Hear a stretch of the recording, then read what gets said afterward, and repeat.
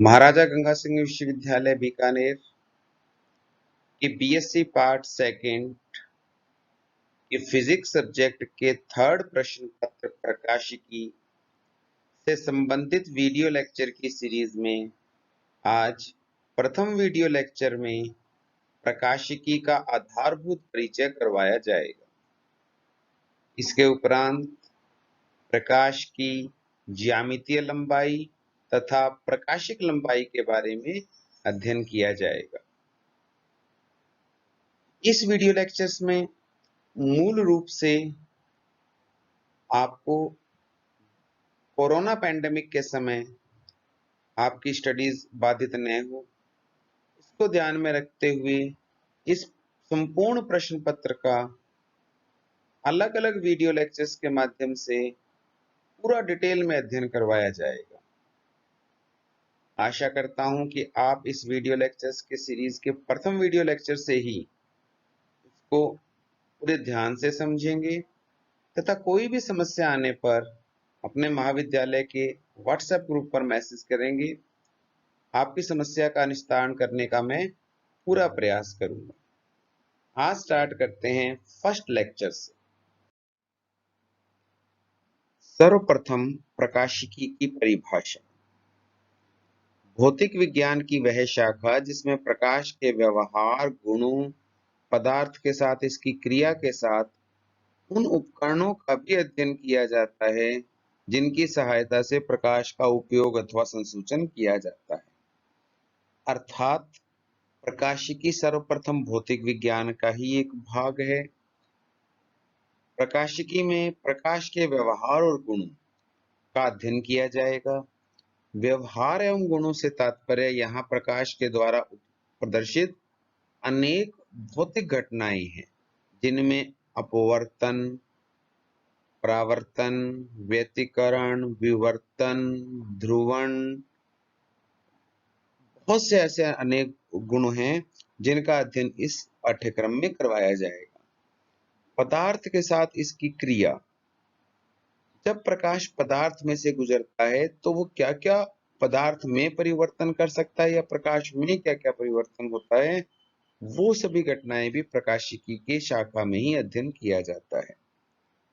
इसके अतिरिक्त उन उपकरणों का भी अध्ययन किया जाता है जिनसे प्रकाश का संसूचन अथवा उपयोग होता है।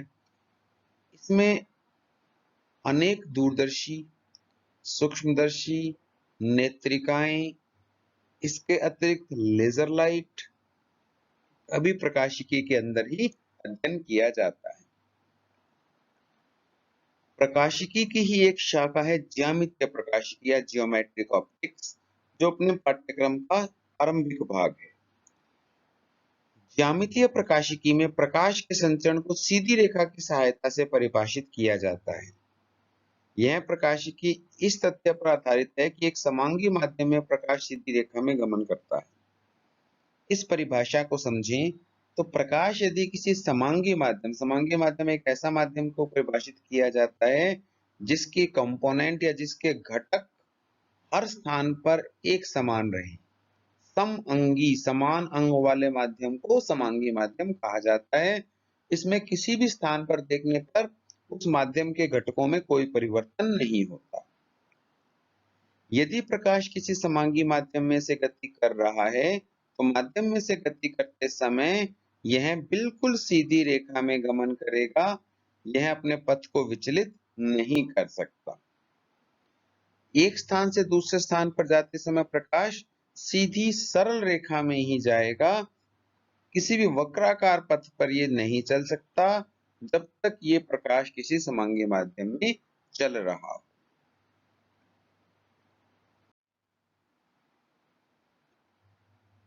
पदार्थ का अपवर्तनांक, रिफ्रैक्टिव इंडेक्स ऑफ मीडियम, एक बहुत मूलभूत परिभाषा है जिसका अध्ययन अपने पूर्व में भी कर चुके हैं, परंतु माध्यम में कभी भी प्रकाश का संचरण पड़ना हो तो बिना अपवर्तनांक के इसका अध्ययन कर पाना संभव नहीं होता है। म्यू से परिभाषित या प्रदर्शित किया जाता है, जिसके अनेक प्रकार से इसके रूप हैं। इस परिभाषा के सबसे पहला है velocity of light in a vacuum divided by velocity of light in the medium। किसी भी माध्यम में यदि आपको प्रकाश के अपवर्तनांक को परिभाषित करना है उस पदार्थ की, तो आपको सर्वप्रथम निर्वात में प्रकाश का वेग लेना होगा, जो एक नियत राशि होती है 3 × 10⁸ मीटर प्रति सेकंड। जब इस 3 × 10⁸ मीटर पर सेकंड को उस पर्टिकुलर माध्यम में जिसमें हम प्रकाश बाद में गति कर रहा है उस मीडियम में प्रकाश के वेग v से यदि डिवाइड कर दिया जाए c/v, तो इसे पदार्थ का अपवर्तनांक कहा जाता है। तो म्यू इक्वल टू c/v ये पदार्थ के अपवर्तनांक का मूल परिभाषा है। प्रकाश का यह गुण होता है कि इसका सर्वाधिक वेग निर्वात में है, इसलिए c का मान सदैव v से बड़ा ही होता है, अर्थात c/v का अनुपात सदैव 1 से बड़ा ही होगा। इसलिए किसी भी माध्यम का अपवर्तनांक 1 से बड़ा ही होता है यदि उस अपवर्तनांक को निर्वात के सापेक्ष लिया जाता है। c या प्रकाश का वेग, इसकी परिभाषा दी जाती है तरंग दैर्ध्य लैम्डा इंटू आवृत्ति न्यू। आवृत्ति प्रकाश का एक मूल अभिलक्षण है जो माध्यम पर भी निर्भर नहीं करता। इसलिए जब अपने सॉल्व करते हैं c/v को, तो जो लैम्डा होगा, तरंग दैर्ध्य होगा, वो तो बदलेगा। लैम्डा के स्थान पर यहां माध्यम में लैम्डा m लिखा गया है। आवृत्ति में कहीं कोई परिवर्तन नहीं आता। तो इसी सूत्र में म्यू इक्वल टू c/v के सूत्र में यदि c और v दोनों मान लिख दिए जाएं, c equal to lambda into nu, v equal to lambda m into nu. Nu कभी परिवर्तित होता नहीं है माध्यम के साथ, तो न्यू से न्यू कैंसिल आउट होकर फॉर्मूला बन जाएगा लैम्डा बाय लैम्डा m। प्रकाशिकी का अध्ययन करते समय लैम्डा का पद बहुत महत्वपूर्ण होता है, इसलिए इस स्लाइड में अपवर्तनांक म्यू का सूत्र लैम्डा के पदों में भी परिभाषित किया गया है, लैम्डा बाय लैम्डा है, जहां लैम्डा निर्वात में प्रकाश की तरंग दैर्ध्य है और लैम्डा m माध्यम में प्रकाश की तरंग दैर्ध्य है। दर्शाए गए चित्र में ऊपर वैक्यूम है, नीचे मीडियम का माध्यम प्रदर्शित किया गया है। निर्वात में आपतन कोण I है, माध्यम में अपवर्तन कोण R है। तो स्नेल का नियम कहता है mu equal to sine I by sine R। ये सदैव एक नियत रहता है किसी दिए गए पदार्थ के किसी नियत ताप पर। तो ये स्नेल्स का नियम भी इसी अपवर्तनांक के पदों में प्रदर्शित किया जा सकता है।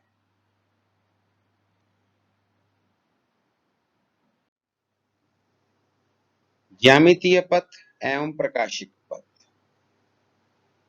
प्रकाश द्वारा एक बिंदु से दूसरे बिंदु तक गमन करते समय वास्तविक रूप से तय किए पथ की लंबाई प्रकाश की ज्यामितीय लंबाई कहलाती है। अर्थात प्रकाश किस बिंदु से आरंभ हुआ है, कहां तक वो प्रकाश गया है, उन दोनों बिंदुओं के मध्य की सीधी दूरी को अपने ज्यामितीय पथ कहा जाता है। यहाँ ज्यामितीय पथ इस चीज पर निर्भर नहीं करेगा कि मध्य में कौन सा माध्यम है। मान लीजिए प्रकाश 10 सेंटीमीटर की दूरी निर्वात में तय करता है और 10 सेंटीमीटर की ही दूरी कांच में तय करता है, तो दोनों में तय किए गए पथ की वास्तविक लंबाई 10 सेंटीमीटर ही है, तो दोनों का ज्यामितीय पथ समान होगा। अब है प्रकाशिक पथ। प्रकाश द्वारा किसी माध्यम में एक बिंदु से दूसरे बिंदु तक पहुंचने में लगी समय अवधि के दौरान प्रकाश निर्वात में जितनी दूरी तय करता, वह दूरी प्रकाश का प्रकाशिक पथ कहलाती है।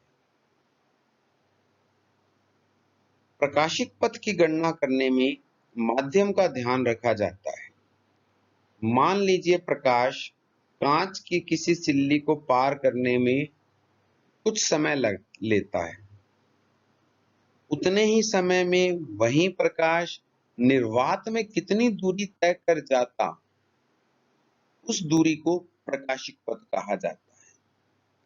ज्यामितीय पथ वास्तविक रूप से तय किया गया पथ है। प्रकाशिक पथ समान समय में यदि प्रकाश निर्वात में चल रहा होता तो कितनी दूरी तय करता, वह उसकी ऑप्टिकल पाथ लेंथ या प्रकाशिक पथ कहलाता है। ज्यामितीय पथ एवं प्रकाशिक पथ में संबंध, जैसा कि परिभाषा में बताया गया था कि प्रकाश वास्तविक रूप से किसी माध्यम में जितनी दूरी तय करता है वह उसका ज्यामितीय पथ कहलाता है, जबकि समान समय में प्रकाश निर्वात में जो दूरी तय करता है उसे उसका प्रकाशिक पथ कहते हैं। यहां दिए गए चित्र में प्रदर्शित किया गया है कि एक टी लंबाई, स्मॉल टी से यहां प्रदर्शित किया है, टी लंबाई का एक ऐसा माध्यम लिया गया है जिसमें प्रकाश का वेग v है और उस माध्यम का अपवर्तनांक म्यू है। अपवर्तनांक की परिभाषा से कहें तो म्यू बराबर c/v होगा। प्रकाश इस माध्यम की सतह A से माध्यम में प्रवेश करता है और सतह B से माध्यम से बाहर निकल जाता है। A से B तक के पथ की लंबाई को t कहा है, स्मॉल t। t यहाँ पर उस पथ की लंबाई है जो प्रकाश माध्यम में तय करता है। तो चित्रानुसार म्यू अपवर्तनांक के माध्यम में प्रकाश का वेग v है। t लंबाई के ज्यामितीय पथ के इस माध्यम को पार करने में प्रकाश द्वारा लिया समय, समय होता है दूरी बटे वेग, दूरी t है, वेग v है, तो t/v से वह समय निकल जाएगा जिसमें प्रकाश सिरे A से सिरे B तक पहुंचता है। A से B तक जाने में प्रकाश द्वारा तय किए गया वास्तविक पथ की लंबाई t है, इसलिए ज्यामितीय पथ की लंबाई यहाँ पर t परिभाषित होगी, स्मॉल t से प्रदर्शित किया गया। अपने पास वो समय आ गया t/v जिसमें प्रकाश सिरे A से सिरे B तक पहुंचता। अब इतने ही समय t/v में यदि यही प्रकाश निर्वात में चल रहा होता तो कितनी दूरी तय करता, वह ज्ञात करने के लिए निर्वात में प्रकाश का वेग c है, अतः समान समय में प्रकाश द्वारा निर्वात में वेग c से तय किया गया पथ, दूरी होती है वेग इंटू समय। निर्वात में प्रकाश का वेग c, समय है t/v, वैल्यू पुट करें और चेक करें कि c/v निर्वात में प्रकाश का वेग बटे माध्यम में प्रकाश का वेग, यह सूत्र म्यू बराबर c/v के हिसाब से इसको म्यू अपवर्तनांक से प्रदर्शित कर दिया। प्रकाश द्वारा निर्वात में तय पथ प्रकाशिक पथ होता है। म्यू पदार्थ का अपवर्तनांक था जिस माध्यम में प्रकाश गमन किया है। t यहाँ पे ज्यामितीय पथ है, अतः प्रकाशिक पथ का मान पदार्थ के अपवर्तनांक तथा ज्यामितीय पथ के गुणनफल के बराबर होता है। सामान्य शब्दों में कहें तो मान लेते हैं इस माध्यम का अपवर्तनांक 2 हो और t का मान 4 मीटर मान लेते हैं, यानी प्रकाश 4 मीटर की दूरी दो अपवर्तनांक के माध्यम में तय करता है। तो जितने समय में प्रकाश सिरे A से सिरे B तक पहुंचेगा 4 मीटर की दूरी तय कर, उतने समय में वही प्रकाश यदि निर्वात में चल रहा होता तो 4 × 2 8 मीटर की डिस्टेंस ट्रेवल करके आगे जा चुका होता है। ये इसका भौतिक अर्थ है कि समान समय में प्रकाश कितना आगे जा चुका होता, यानी प्रकाश कितनी दूरी तय कर चुका होता, उसे प्रकाशिक पथ कहा जाता। तो आज के लेक्चर से संबंधित 2 असाइनमेंट क्वेश्चंस हैं। पदार्थ के अपवर्तनांक से क्या तात्पर्य है? यदि जल में प्रकाश का वेग 2 गुणा 10 की घात 8 मीटर प्रति सेकंड हो तो जल का अपवर्तनांक ज्ञात कीजिए। प्रकाश के ज्यामितीय पथ एवं प्रकाशिक पथ में अंतर स्पष्ट करते हुए इनमें परस्पर संबंध स्थापित कीजिए। इन दोनों क्वेश्चंस के आंसर आप अपने सेल्फ हैंडराइटिंग में पेपर पेंसिल या पेपर पेन से लिखते हुए उसकी फोटो खींचकर आपको महाविद्यालय के व्हाट्सएप ग्रुप पे डालना है। ध्यान रखिएगा, कोरोना पैंडेमिक के समय एग्जामिनेशंस कैसे होंगे, किस वे में होंगे, कुछ भी निर्धारित नहीं है। अतः ये असाइनमेंट करना सभी स्टूडेंट्स के लिए कंपलसरी है। यदि स्थितियां विषम ही रहेंगी तो हो सकता है ये असाइनमेंट ही आपके मार्क्स निर्धारण का एक माध्यम बन जाए। अतः इन असाइनमेंट्स को, इन लेक्चर्स को बहुत सीरियसली आप स्टडी कीजिए। ये आपके रेगुलर क्लासरूम का एक माना जा सकता है कि एक विकल्प है, अन्य कोई साधन अपने पास अभी है नहीं। तो जब तक क्लासेस रेगुलर स्टार्ट नहीं होती, अपने इन्हीं असाइनमेंट्स के माध्यम से अपने आपस में कांटेक्ट में रहेंगे। आशा करता हूं कि आपने आज का लेक्चर समझा होगा। इसको पुनः रिवाइज कीजिएगा। कोई भी डाउट होने पर महाविद्यालय के व्हाट्सएप ग्रुप में आप लिख सकते हैं। Thank you, have a nice day.